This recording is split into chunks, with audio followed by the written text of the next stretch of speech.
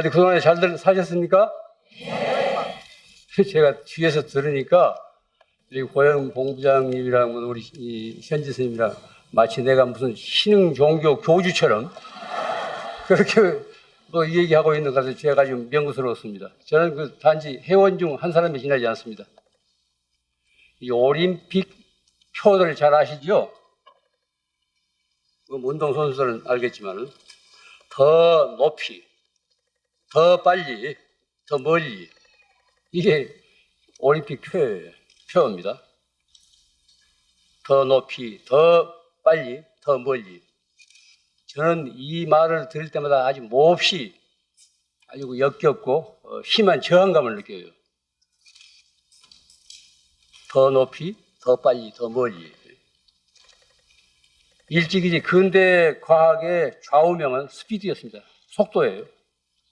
빠르게, 더 빠르게, 좀 더 빠르게. 빠르게, 더 빠르게, 좀 더 빠르게. 이게 근대 과학의 이게 이제 좌우명의 표였어요. 그래서 초음속 비행기를 만들어냈습니다. 콩코드라는 게.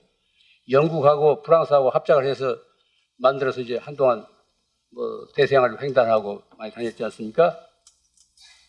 이 초음속 비행기의 그 종말이 어떻게 됐습니까? 빠르게, 더 빠르게, 좀 더 빠르게 했던 그 초음속 비행기. 소리보다 더 빠른 비행기가 결국 공중 폭발하고 말아요. 이건 하나의 그 빠름에 대한 하나의 상징이에요. 세상을 살아가는데 어느 정도의 속도가 필요한 것이 지나친 속도는 유익하지 않습니다. 해로운 겁니다. 생각해 보세요.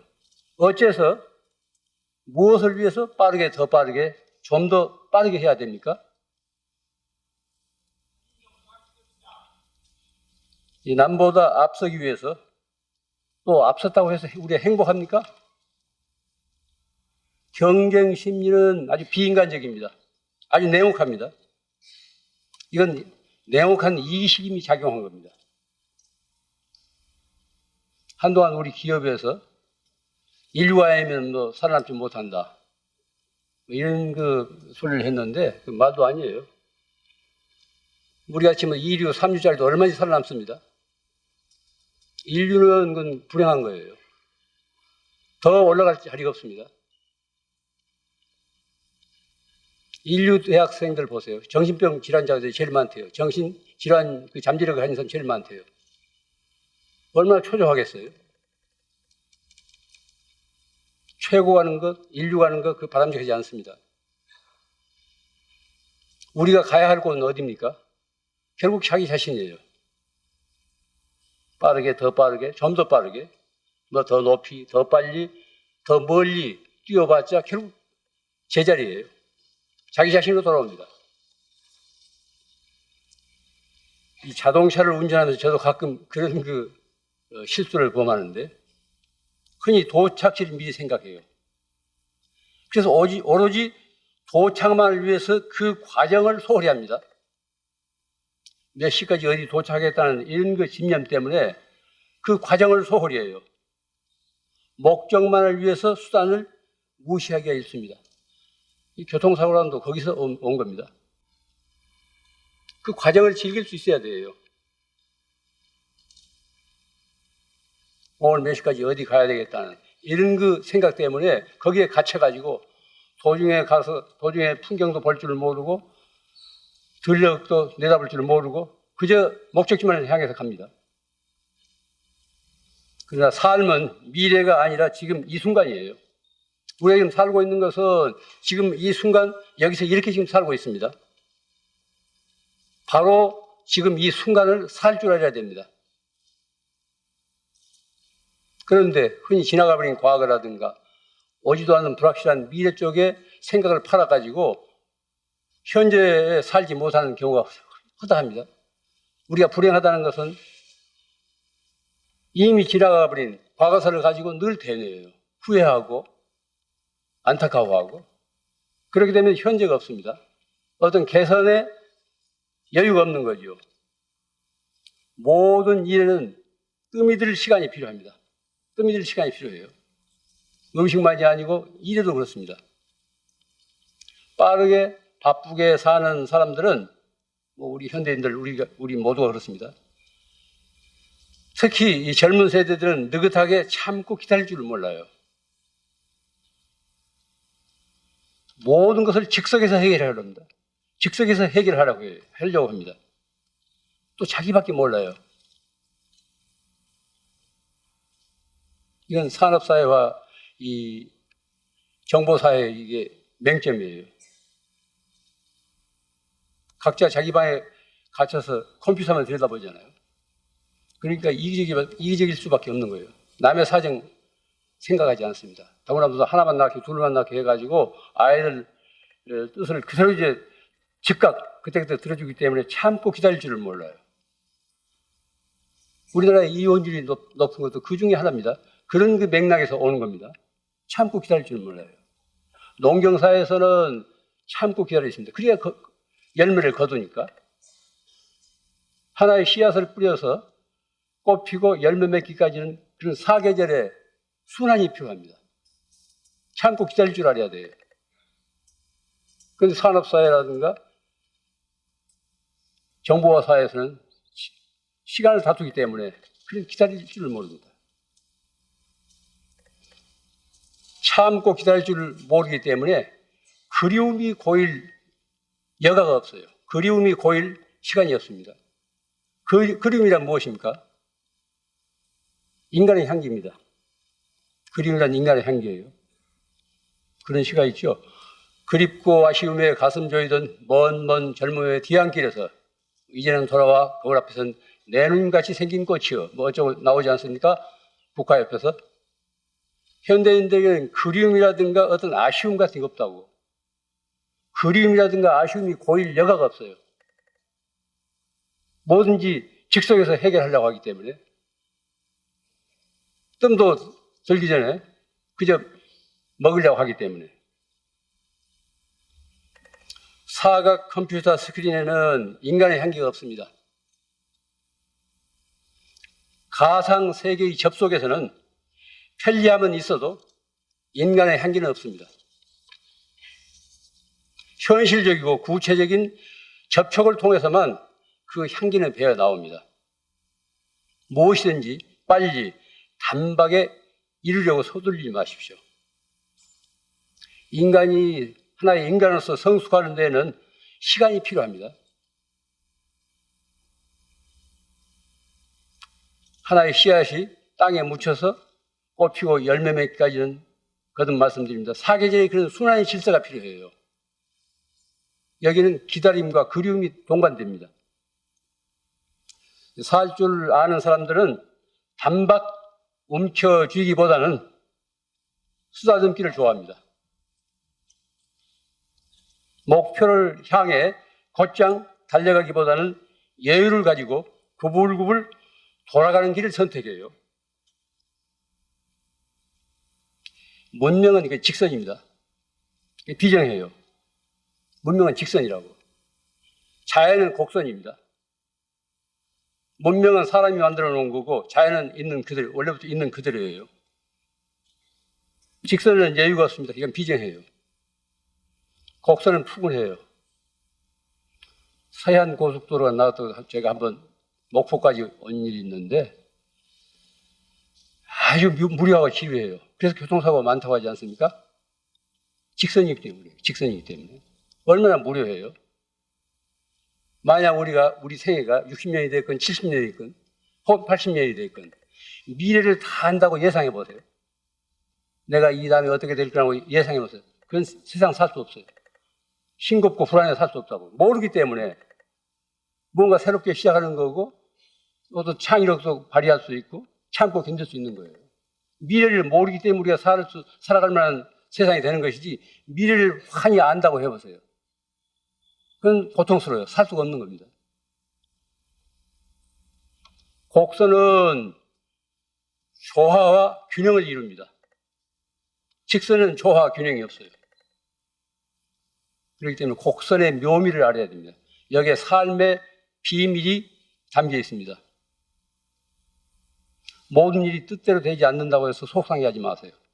그 나름의 다 의미가 있다고. 또 모든 일이 뜻대로 된다면 사람이 안해집니다. 교만해져요. 남의 사정도 모르게 된다고.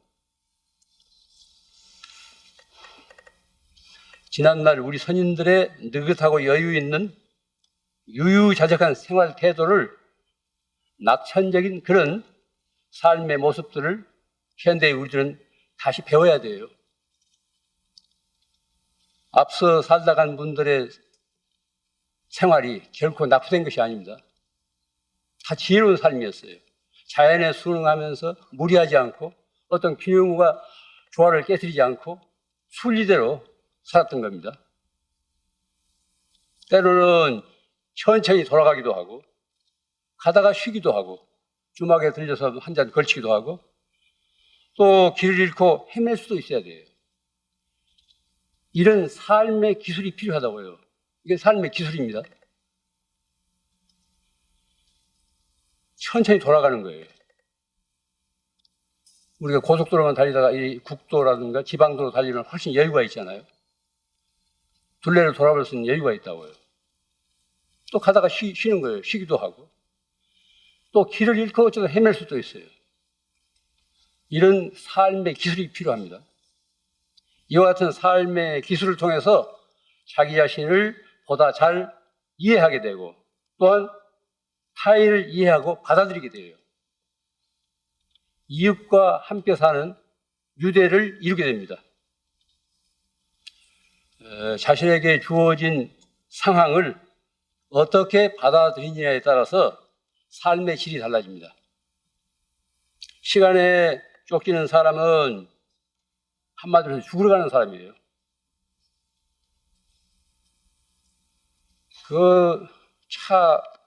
출퇴근 시간 바쁠 때 달려보면은 한치 양보도 없이 서로가 앞서려고 그러잖아요. 만약 화장터나 묘지, 죽음으로 가는 길이라고 할 때 누가 그렇게 앞서겠어요? 서로 뒤처지려고 하지. 시간을 즐기는 사람은 영혼의 밭을 가는 사람입니다. 시간에 쫓기는 사람은 죽으러 가는 사람이고 시간을 즐기는 사람은 영혼의 밭을 가는 사람입니다. 경작하는 사람이에요. 어떤 일을 하면서도 그 일의 노예가 되어서는 안 됩니다. 그 일을 자기 삶의 소재로 생각하고 하나의 과제로 생각하고 즐길 수 있어야 돼요. 가령 오늘 내가 어떤 언짢은 일이 있었다든가 할 때 그걸 속상해하지 마세요. 이 언짢은 일을 통해서 어떤 내 삶을 새롭게 이제 반성하고 되돌아보고 지금까지 내가 남에게 언짢은 그런 그 일을 저지르지 않았는가 되돌아볼 수 있어야 됩니다. 그 나름의 다 의미가 있기 때문에 그날 하루의 삶의 과정을 생각해야 돼요. 그런다면 세상 살아갈 만합니다. 그것을 속상해하고 언짢아하고 왜 우리 집안에만 이런 일이 닥치는가 이렇게 생각하니까 우리가 불행해지는 것이지 좋다. 이것이 어떤 의미가 있을 테니까 이 의미가 어디에 있는가 그 의미로 받아들이면 그걸 극복하고 또 새로운 눈이 열립니다. 삶의 모든 일을 하나의 삶의 소재로 그날 하루 삶의 소재로 생각해야 됩니다. 그래야 일을 하면서 그 일로부터 자유로워질 수 있어요. 보살이 중생을 교화하는 것을 이제 유희산매라고 그랬습니다. 화엄경에 나오는 유희산매. 아이들이 소꿉장난할 때 아무 잡념이 없잖아요. 시간 가는 줄도 모르고 엄마가 어디서 기다리는 줄 모르고 집에 무엇이 있는지도 모르고 그 자체가 즐거워서 거기 몰입해요. 이걸 유희산매라고 그래요. 우리가 세상에서 살 때도 그렇게 살라는 거예요. 금강경에 보면 응무소주 이생기심, 육조 스님 이제 이 법문 듣고 깨달았다고 하지 않습니까? 어디에도 집착하지 말고 그 마음을 내라. 어디에도 얽매이지 말고 홀가분하게 살라는 거예요. 어디에도 얽매이지 말고 홀가분하게 살아라. 아무 일도 하지 말라는 게 아닙니다. 그 일을 하면서 그 일로부터 자유로워지라는 거예요. 그 일에 얽매이면 그 일이 좋을 수가 없습니다. 그 일을 내가 즐겁게 하면서 그 일로부터 자유로워져야 돼요. 그게 유희산매의 경지입니다. 응무소주 이생기심의 경지예요. 제가 오늘 이 얘기하려고 한 주제는 업에 대해서 이 얘기하려합니다. 업. 하도 세상이 더 험하고 제가 이렇게 나와서 이 얘기하는 것, 여러분들 대해서 이 얘기하는 것도 이건 업이고, 또 여러분들이 바쁜 시간에 주말에 이렇게 오셔가지고 제 얘기를 듣는 것도 하나의 업이 돼요. 우리가 보고 듣고 말하고 생각하고 행동하는 것, 이게 업이 됩니다. 카르마. 이것이 다른 말 하자면 나를 형성해요.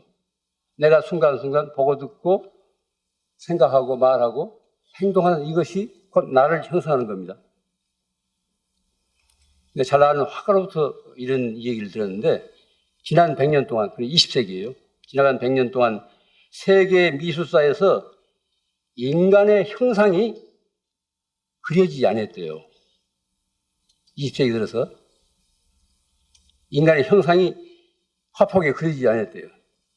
그리고 그림에서 자연의 형상이 사라졌대요. 인간과 자연이 20세기 그림에서 다루어지지 않았다는 이 소리를 듣고 저는 큰 충격을 받았습니다. 미처 생각을 못했는데 그 화가가 뭐 이것저것 자료를 제시하면서 이랬다는 거예요. 지난 20세기 100년 동안에 인간의 형상과 자연의 형상이 그림으로부터 사라졌대요. 그 말 듣고 보니까 그렇듯해요. 물론 자코메티나 루오 등 극소수의 예술가를 제외하고는 대부분의 예술가들이 작품의 주제에서 인간과 자연을 제외시켰다는 거예요. 이게 참 문제입니다. 이게 심상치 않은 하나의 암시예요. 거리의 풍경을 그리는 어떤 화가는 집과 거리만 그렸지 거기 전혀 사람이 등장하지 않습니다. 예전의 그림과는 전혀 다른 거예요. 사람이 없는 삭막한 거리 한번 생각해 보세요. 이것은 이 시대의 하나의 모습이에요. 인간이 사라진, 자연이 말할 수 없이 짓밟힌 이 시대의 모습입니다. 아름다움을 지향하는 예술의 세계에서 인간과 자연이 사라졌다는 것은 적지 않은 충격이에요. 하나의 도구처럼 인체는 다루면서도 인간을 다루지 않았다는 거예요. 인간 부재의 예술이 우리 인간에게 어떤 의미를 지니는지 묻지 않을 수 없습니다.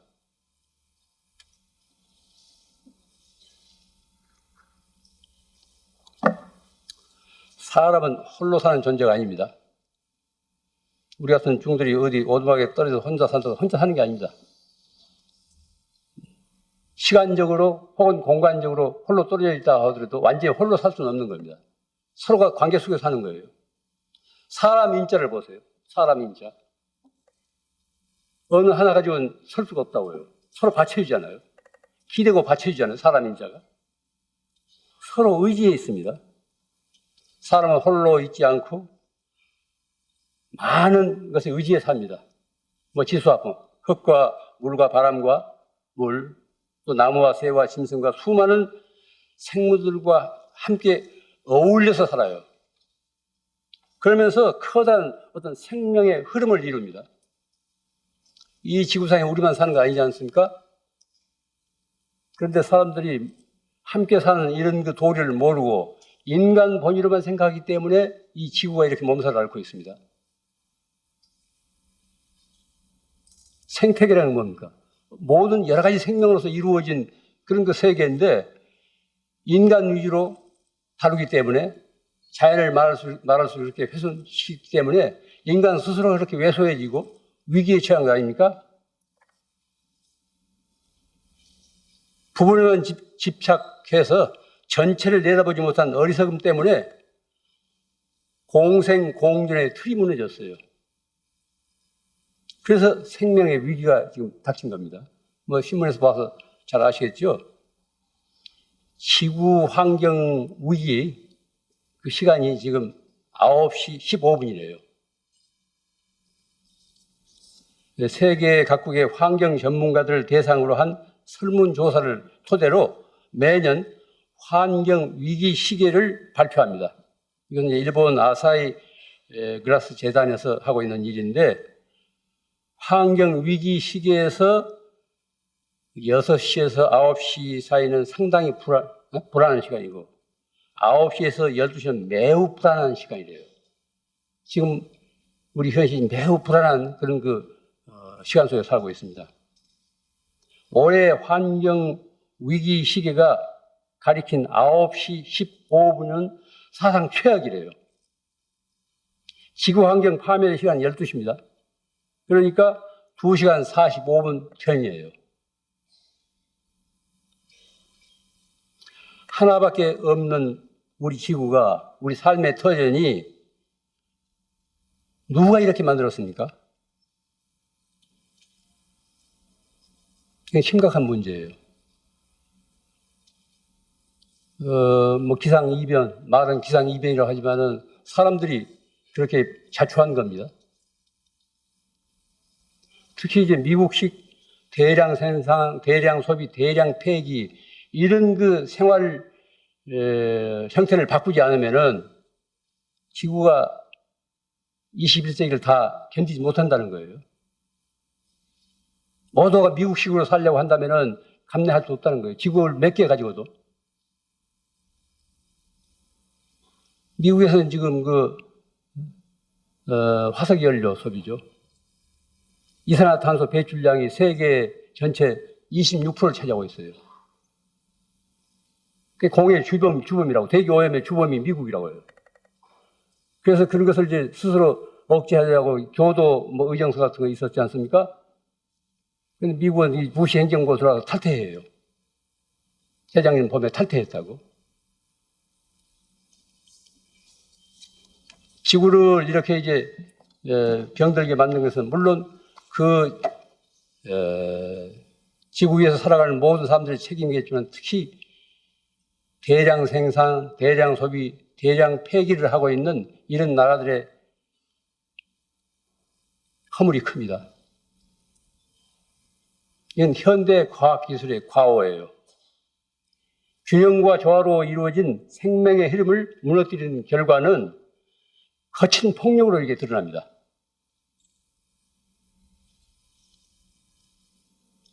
미국이 이라크를 침공, 여러 가지 이유를 들었지 않습니까? 무슨 화학무기냐면 전혀 없었는데 구실 들어서 이제 침공하는 거. 이것도 하나의 폭력이에요.